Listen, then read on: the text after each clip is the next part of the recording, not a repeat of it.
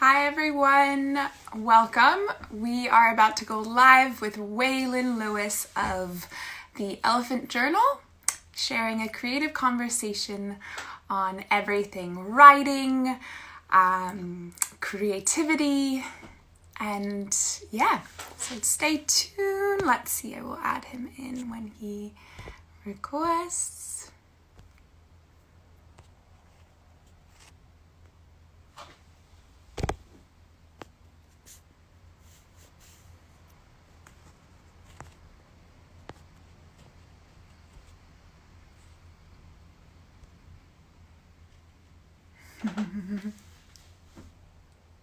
Hi, Mom. My biggest fan. I love you.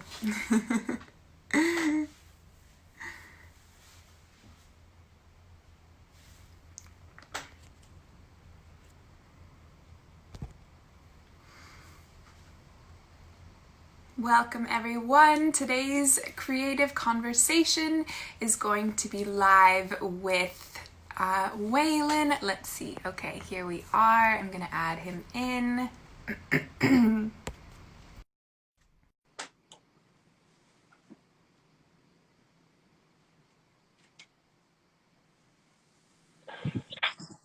Hello. Hey, how's it going? Good. How are you?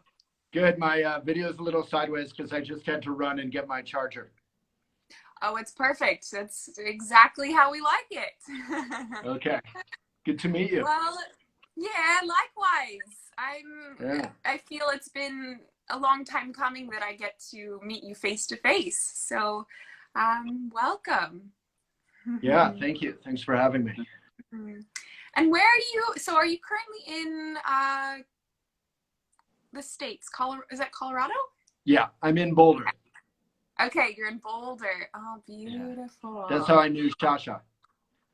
That's right. Okay, small world, small world. Exactly. Beautiful. I think that's how I heard about you, through her.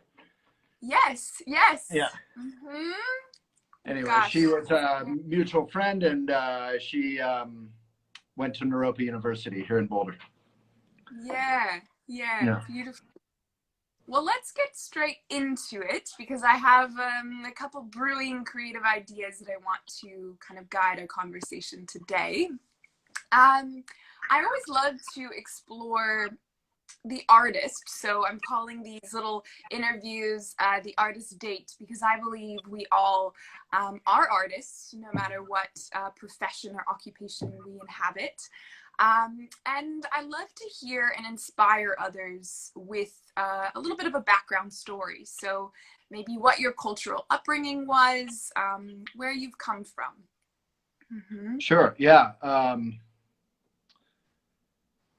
Yeah, to skip to the very end, at Elephant Journal, what I publish, we always say the same thing. We're always encouraging everyone to write, because you're not a writer if you're a professional writer, or you're not an artist if you're a professional artist. You're a writer if you have a story to tell. So I love that you say that. I also do sort of say the opposite, which is to be a writer or to be an artist, you have to do it.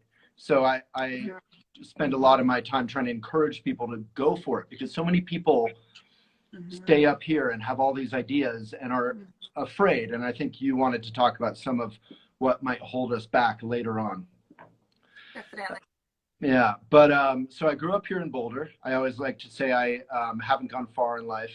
I left for many years. I went to Vermont and Boston for college and for work at Shambhala Publications, which some people might know, and Boston University for journalism and politics. And I always wanted to be a writer. I think my mom raised me, and she was like a Shakespeare scholar and a teacher and a writer and an artist. She's a wonderful artist.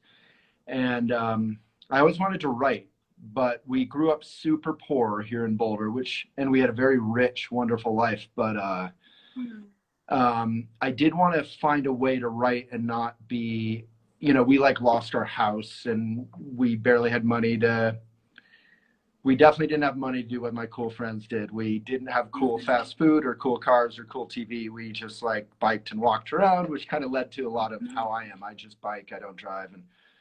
But I wanted to find a way to make a living for myself as a writer. And initially, I thought I would just be like a kind of broke magazine journalist, like a writer, and have a good life, but be kind of broke.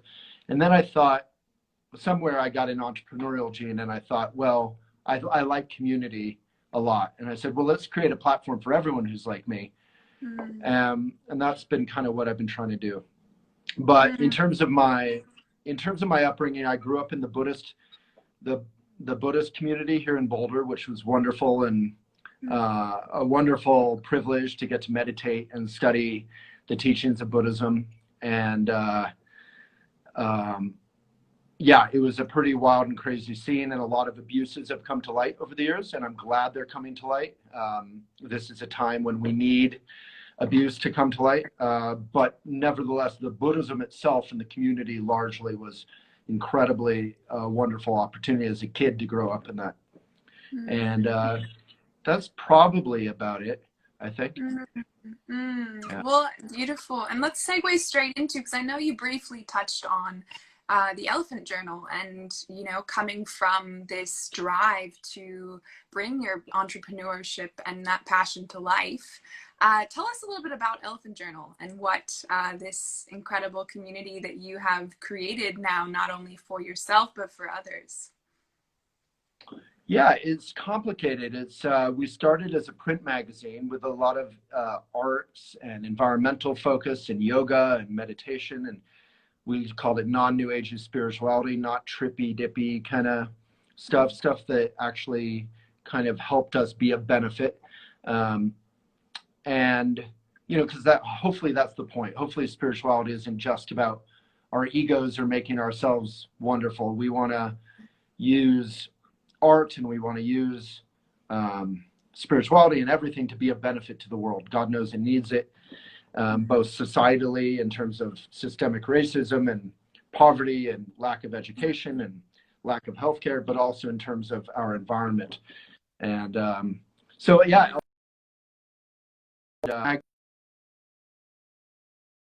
Magazine.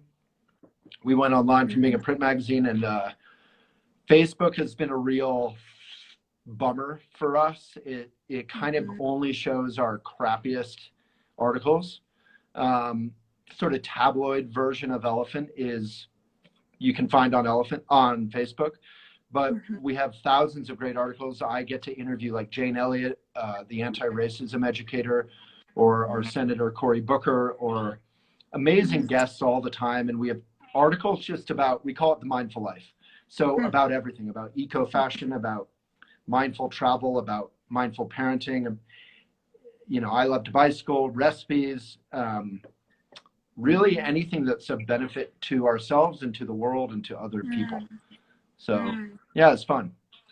I mean, I've been so inspired by not only you know, feeling grateful and humbled to be able to have my writing published on the Elephant Journal, but just also reading and seeing just how unique the community is that's there. You know, I feel like it's nothing that I've sort of come across that is, you know, it doesn't fit in the box, which I feel I'm so drawn towards. Is there's not one thing that you can describe it as, which I feel is so greatly inspiring as an artist to, you know, transform and take shape. And for me as a writer, I really love to, you know, share everything from women's health and women's wisdom to, you know, my hardships and my triumphs in life. And so it has room to fill that space with whatever it is that I'm offering, which I feel is so powerful, because you can, again, read something on the anti-racism in the current times, as well as a struggling mother in, you know, during quarantine or whatever it is. So I feel that it's, yeah. And again, I love your slogan, may it be of benefit. And I want to hear, is there a little background story on what that means to you, or where that kind of came from? Yeah, it's very simply from the Buddhist tradition. And I never really saw it talked about that much. But for me, it kind of encapsulated the whole point of all of Buddhism. And the whole point of all of life, whether you're Buddhist or not, it doesn't, doesn't need to be religious. It's, and I love that I'm grateful to hear that you connected with we are hard to pigeonhole or to define. And I'm glad to hear that, because, too often we say, well, racism is a problem over here. And if we're focused on racism, we can't acknowledge sexism. And if we talk about sexism, we're denying racism. Or, so people talk about intersectionality, which I love. And, climate change affects the poorest and the most vulnerable, and often communities of color. And there's a connection with everything. It's that's the basic Buddhist philosophy. It's the knot of eternity. It's sort of a Celtic symbol coming together. Everything is connected. And, it's more fun to be of benefit than to do things for yourself. And on some level, you want to, so our slogan is the mindful life, but on some level, it could be the joyful life or the fulfilled life. Like you want to do all this stuff to be of benefit. You don't want to just do your healing work or your art or your whatever your thing is, even being a parent, which could seem very intimate and very inward. The Buddhist meditators would say they would do retreat. They would do meditation retreat for the benefit of all sentient beings. They weren't doing it for themselves. It's really beautiful. And I feel, especially in the Buddhist tradition, it holds so much introspective, which again may seem like this, place out of time for a personal endeavor, but yet it so deeply is, that even in Siddhartha, like it's of the other. It's this kind of, awakening to a greater source that's around us. And yeah, I find that really special and really humbling to, and again, linking it back to being a writer and whoever it is that's wanting to publish something or get their name out there. I read a little something, I think it was on Elephant Journal, as well as the program or the workshop that you sent me on how to publish. And it was something about kind of letting the book write you opposed to you writing the book, or something along the lines of letting yourself, it's almost like don't write the book you want to write the book that wants to be written.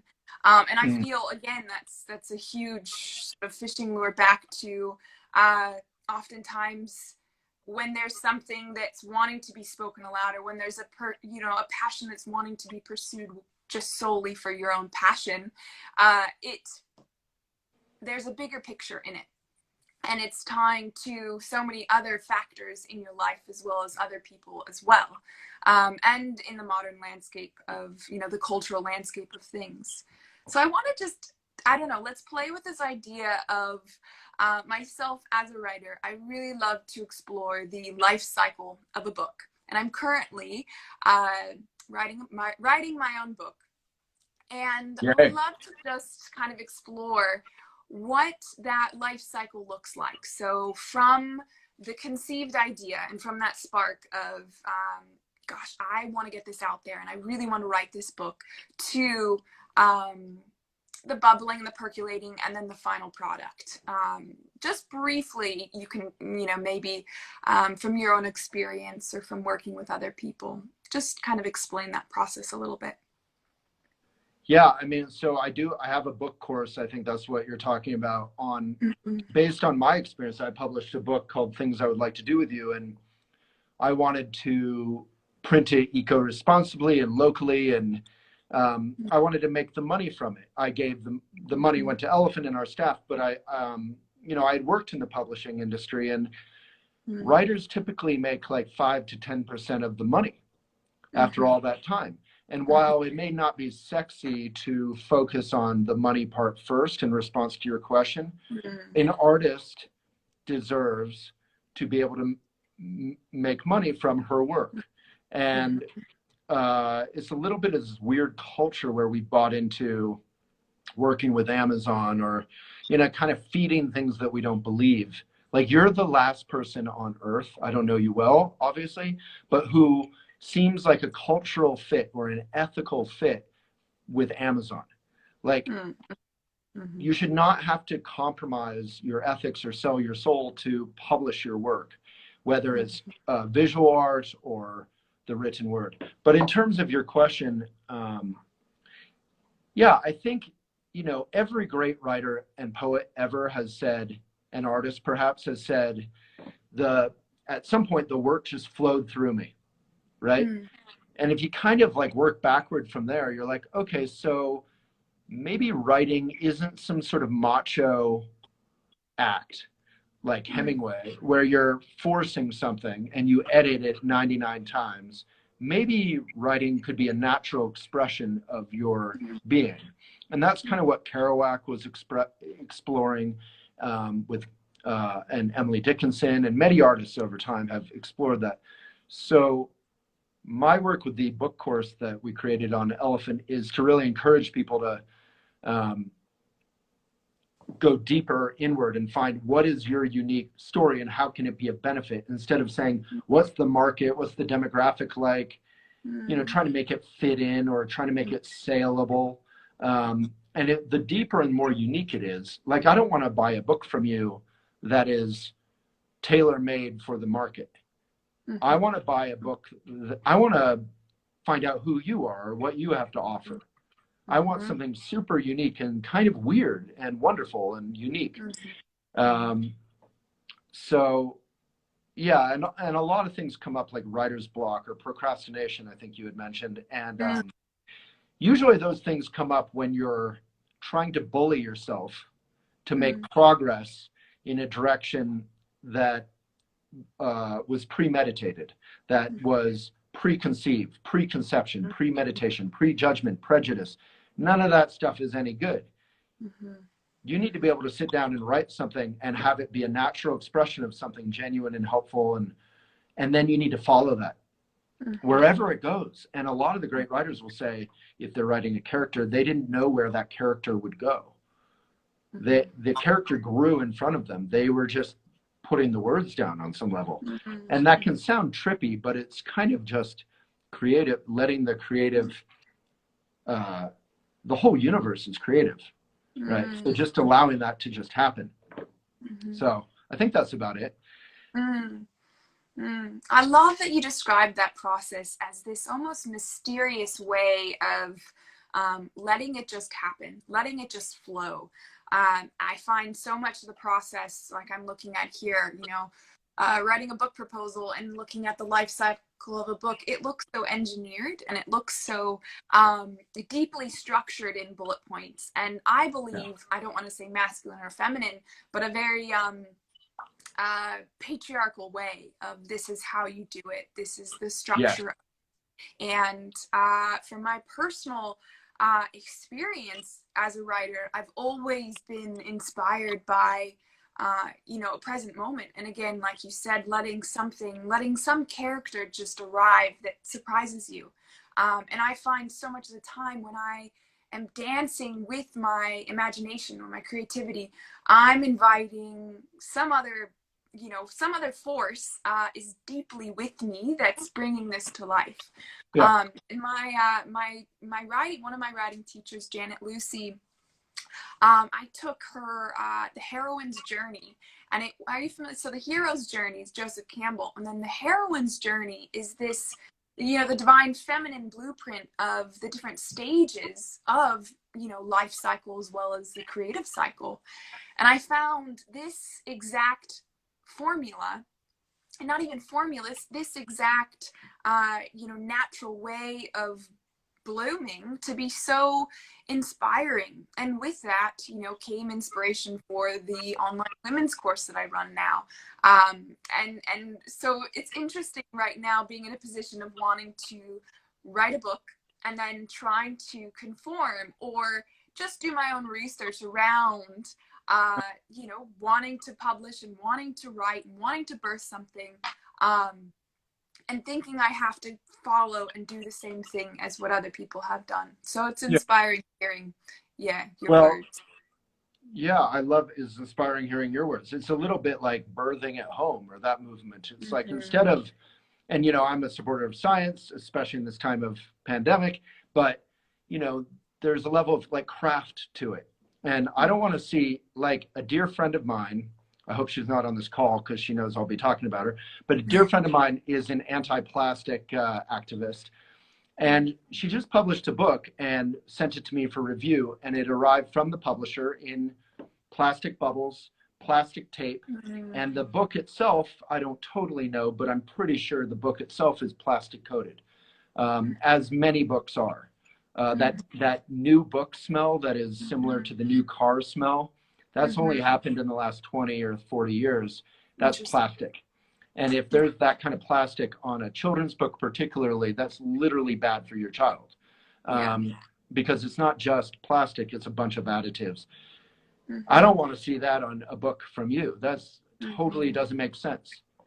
I want to see some quirky, beautiful, thoughtful, timeless book from you and from everyone I know and respect. And the only thing I want to say is it's not just that you're like letting the divine mother or the divine father and it all flows through you and it's easy. It's you know, is about digging deep too. And it is hard, but it's a little bit just like there's a lot of effort in it, but it still should flow. Kind of like giving birth, perhaps, is not easy. Anyone who says it's easy, maybe they had a good experience, but generally it takes a lot of effort and a lot of pain and some tears, but it's a natural process and there's a lot of joy and love from hopefully beginning to end. And you know, you can especially now because Amazon has gutted all publishers. Amazon has half destroyed almost all publishers. Publishers don't have the money to promote authors and tour authors around. So it's really about building your community, whether you publish in a conventional way or you publish in the kind of elephant independent way, to have your own community. That's what the publishers are banking on. You have to sell your own books. Publishers aren't going to do that much for you. You should design your own cover. You should pick the printer. You should go to the printer floor, and say, I don't want this toxic ink. What can we do that's better? I don't want, you know, and you'll find, as I have found, printers love it. They are like, oh, this is great. You're printing locally with me. I can pay Christmas bonuses to my staff because you're not printing overseas in China. Container ships are causing a lot of the climate change in the world. Every time you click a buy button on Amazon, you're hurting our planet. And, you know, you could actually print locally. You're in, where are you in Eastern Australia? Right near Byron Bay. Right. So you could find a printer near you. You could print it yourself. You and your friends can ship it with paper tape, with zero plastic, and you'll make 90% of the money. And maybe you won't have that satisfaction of saying, this publisher picked me. So you'll have to really rely on yourself, and you'll have to, in the editing process, which I go through, you'll have to find editors who you trust to criticize you. Not just friends to be like, oh, this is so wonderful. You have to find editors who will say, this is great, but this doesn't make sense, or this doesn't feel genuine, or I'm lost between chapter 3 and 4. It feels like something's missing. You'll need genuine friends around you who are good with the language, and then you can do it. I mean, we can take control back. And publishers I love. I'm not anti-publisher. I am anti-Amazon. But I don't think publishers generally are that environmentally responsible. And I think it's a little bit of a shame that authors make so little money. And it sounds, there's this whole, I'm not sure if you're familiar with, I'm totally blanking on her name, but she has this whole localization, specifically here in Australia, and it's hugely around, you know, coming back to that local aspect of knowing who your farmer is, knowing where you get X, Y, and Z, knowing your community, and knowing, you know, where the people are, where their needs are being met, and essentially coming back to the local, and that really, I don't know, it also feels very empowering how you're speaking in that way of kind of taking your power back, essentially, and like I said, in birth, taking your power back opposed to handing it over. And there's this sort of submissive role when it comes to that, not saying good or bad, whatever your choice is with that, as well as, you know, being a writer and wanting to publish a book. Neither is good or bad, but there's a sense of awareness going the route of, hey, actually, I really want to get to know what the actual more intimate process is of doing it. Because essentially it's, you know, it's like handing a child over and expecting them to raise it for you. Mm-hmm. And what it sounds like is this process of taking control of the reins, not even control, but allowing, you know, allowing a sense of empowerment to be felt with going a different route, which is really inspiring. And I want, you know, for whoever is listening and is feeling like, you know, well, how in the world do I even start? And, you know, I'm a writer or I'm an artist and I want to get myself out there. What do you recommend is the best way of just getting your name out there and getting exposure? Well, it's funny. The other day I was walking with my girlfriend up in a park in Boulder called Chautauqua, and I passed by this cottage that I used to live in. And this cottage up there that I walked out one day, and my next door neighbor, who's a journalist, I had been working for Shambhala stuff and doing business and marketing and all this and program development and working with yoga teachers. And I said to her, how do I get back involved in writing? And she said, well, you need a bunch of clips, you know, you need to write some articles and get active, and then you can kind of show that resume to people. And by the way, there's this local yoga publication that's starting. And I went and met with that yoga publication, and that's what became Elephant. So, you know, 18 years ago. So, you know, you need to write and you need to publish. You can publish on Elephant. I'd love it. I'd love to see you on Elephant every week. I really feel like what you said is so apt. Like, we have given up our power, especially for women or people of color. We have given up our power to Facebook and to Instagram, which we're on right now, and to Amazon and to Google and to, you know, WhatsApp, you know, helped elect Bolsonaro, who's now burning down the Amazon and denying the pandemic. You know, this is how we got Trump with all this fake news stuff. Like, we can reclaim this stuff. And actually, that's kind of the point of Elephant. Let's create an independent community that pays writers well. We pay writers every week, if the top writers. We don't have the budget to pay everyone, but long term, our vision is to pay thousands and thousands of writers every month to have at least enough for a part-time. Like, if everyone could be like, I work part-time, kind of like for Uber, but for Elephant, you know, I write, I make half my salary, and then the other half I do something else. I don't think, unless someone's writing every day, they would make enough money to be full-time. But, you know, we pay thousands of dollars a month already and have for many years. And writers deserve to be paid.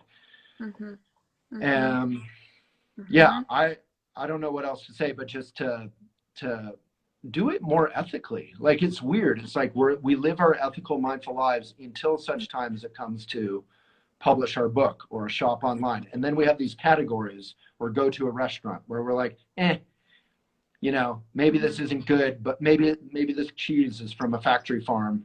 Maybe this book is going to be printed overseas, coated in plastic. But that's not okay, and we can stop. I actually would say I do view that as bad.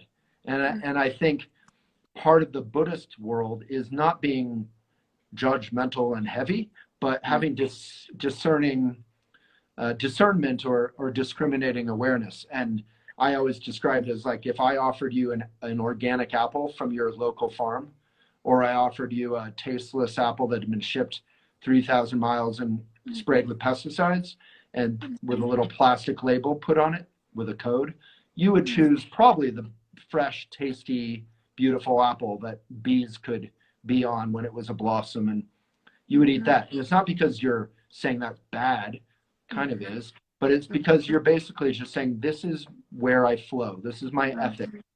And you want to, whatever we water grows, and we need to stop watering monopolies.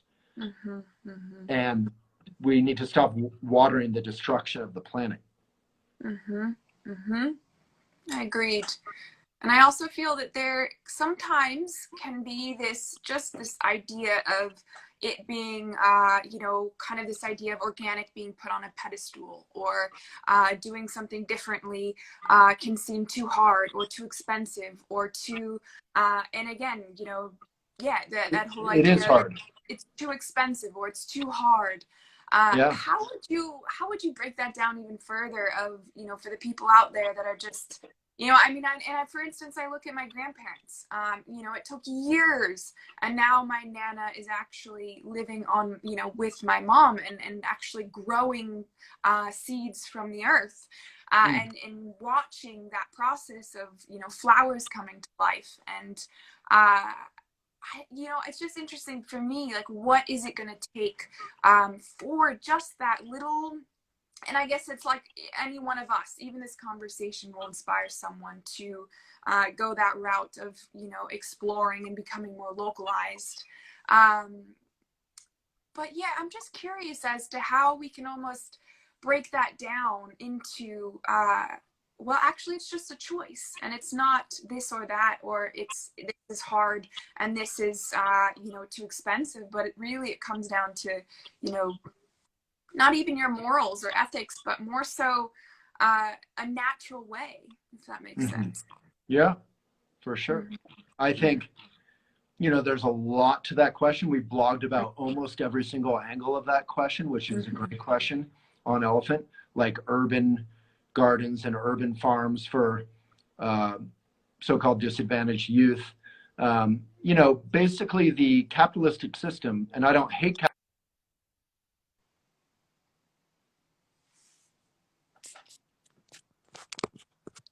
I have a time limit on my daily Instagram use, and I need to remember I have that set. I love it. See, there we go. Already, that's huge. That's Yeah. where you start. You have your boundaries. Yeah, I do. I never allow my phone in the bedroom, and I never allow it in my living room.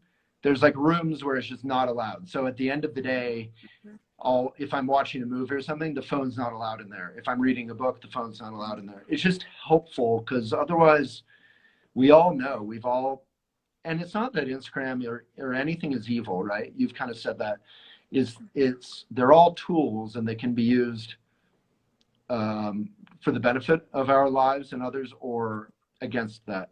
But what was your question? Oh, in terms of accessibility, I think, yeah, I mean, basically, here's the whole scheme that Walmart and Amazon and everyone does. They pay people awfully, overseas usually. They destroy middle-class jobs. They ship them overseas. They don't pay the people overseas well. They pour poison into the rivers and all that kind of stuff. And then they convince us that because we're now broke, because our jobs are worse and we don't have unions, they're all anti-union, no coincidence, because we don't make good money and we don't have good jobs, that we can't afford to pay someone else properly. So they make us complicit. And the thing we have to do is we have to say, you know what, I'm going to have a little garden. And yeah, it's a pain in the butt. It's more work. But then you do it, you plant some stuff, you water it, and you realize, oh my God, this is kind of a good deal. I have like more tomatoes than I know what to do with. I should give some to my neighbors. And then you meet your neighbors, and they give you, in the middle of the winter, they give you some whatever, a pie or something. It starts creating enlightened society, which is hopefully all of our mission. And yeah, publishing, printing a book the way I describe in our book course on Elephant is a pain in the butt. But you know what it never is? It never feels unethical, because you are part of it. And, here's the meeting I had, and this is with a dear friend of mine at a publishing house. Dear friend of mine. I knew her.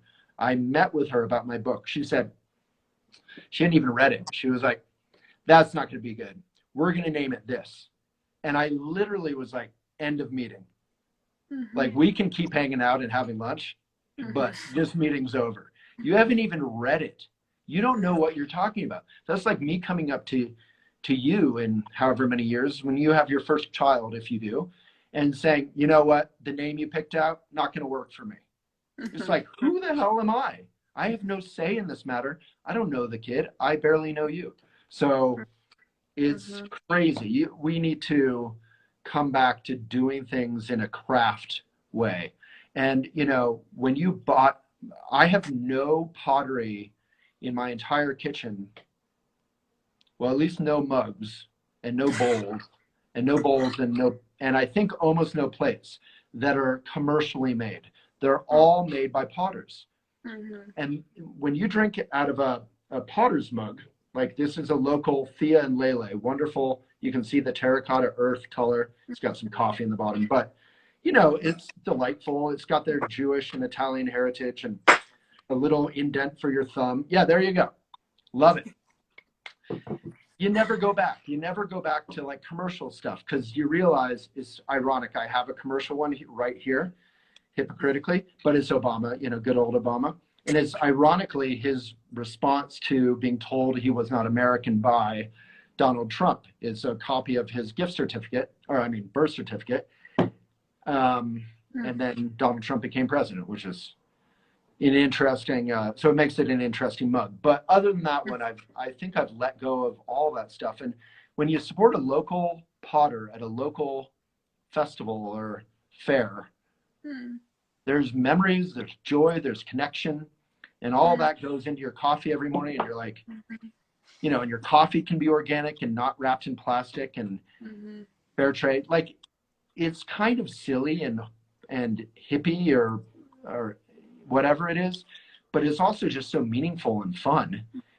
And you wind up buying less stuff. Like, I don't have a car at all. And, you know, they want us in the rat race where we're just spending money, and they as big corporations. It's not a conspiracy, or it is a conspiracy, but it's out in the open. And we don't need to do that. All my friends on Instagram are like, I can't wait till the pandemic's over so I can travel the whole world. And you're like, you're killing Mother Earth. You know, we need to travel is important, but we need to offset our flights, and we need to travel a little less. We need to travel by train and by bike. You can bike across most countries and take your time and train. And, you know, travel through story. I think, like you said in the beginning, you know, Elephant Journal tells a story, and everything behind it is, you know, as an artist, you're telling a story. You know, whether it's, I can tell you a story exactly of what this ceramic bowl is, or, you know, what this necklace is, or whatever it is that I know the maker. And so there's a story to be told there. And I believe that, again, gives you your power back, as well as invites more creativity into your life in that way as well. Yeah. And I do, you know, you just brought up that idea, or just that kind of notion of it's hippie or this and that. And I think there's this, it just seems so stereotypical of oh yeah. And I remember when dates and kale and quinoa became this huge thing of like, oh yeah, you're on the quinoa, like you know, it's cool to eat kale. And I just remember just thinking, and for a long time in my family, it was always like, oh, there's kohlrabi. And it was like chamomile tea that I was drinking. And it's just, but I think again, there's this idea of, you know, at the end of the day, it's a choice, and you have a choice whether or not you want to go left, or you want to go right, or you want to, you know, take an airplane, or you want to actually listen to a storytelling. And yeah, and so let's bring it right now, I guess, kind of circling into our final couple of words of, is this current pandemic and this current times, how do you feel? Because I know for myself as an artist, there is a big something within me that is always confronted with procrastination, especially when I have enough time to sit down and actually do the work that I want to do, or kind of do the creative practices I want to do. And when there is, you know, when there is this worldly aspect of kind of not shutting down, but turning inward, my creativity can also go dormant. And so how do you, like, how are you, for instance, dealing with this current pandemic? And do you feel your life has changed just in the 4 to 6 months this has been going on. Yeah, I mean, to answer sort of your first question, I would say, it's good to have a practice, like a meditation practice. Meditate. In Buddhism, we would meditate first thing in the morning, last thing before night, at the minimum. Mm-hmm. So, if you want to do your art or your craft or your whatever it is, do it the respect, and do yourself the respect of like putting it on your schedule. And when you sit down to do it, as I like to say, throw your phone in the bushes. Like, mm-hmm. You're not allowed to clean your house. You're not allowed to get on the phone. You're not allowed to talk with friends. You're not allowed to do your emails. Mm-hmm. You're going to sit there and just wait if nothing's happening. Mm-hmm. And, there's a French quote, I think it's Pascal, I'm not totally sure, but it says, all the problems in the world have arisen from man's inability to sit alone in a room and do nothing. It's like, it's okay for us to do nothing and to just wait. I mean, you're a woman, you should, you don't need to ask me about cycles. Like, it's okay for you to sit and wait. Mm-hmm, mm-hmm. And it's much better than to try to force something, and it's much better than to try to busy yourself with entertainment or other things if it's not happening.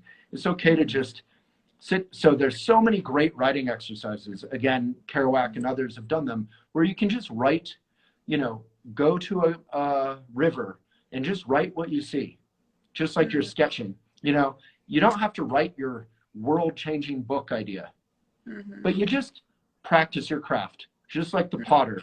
I guarantee this potter, Lele, he's a big, handsome Italian man with a silver mustache and a white silver ponytail, and he's like, I don't know, 70, and he's very, modest and quiet. And I guarantee you, he doesn't go into the pottery studio and try to force himself to do it. I'm sure some days he is more excited to do it than others. And I doubt he sits around. Like, you can just do your craft. And then, so like I blog, I write on Elephant. Mm-hmm. I blog 0 to 5 times a day. Every day I'm usually writing. I just wrote something an hour ago. And most of it isn't profound, but it's hopefully a gateway into some mindfulness or some awareness.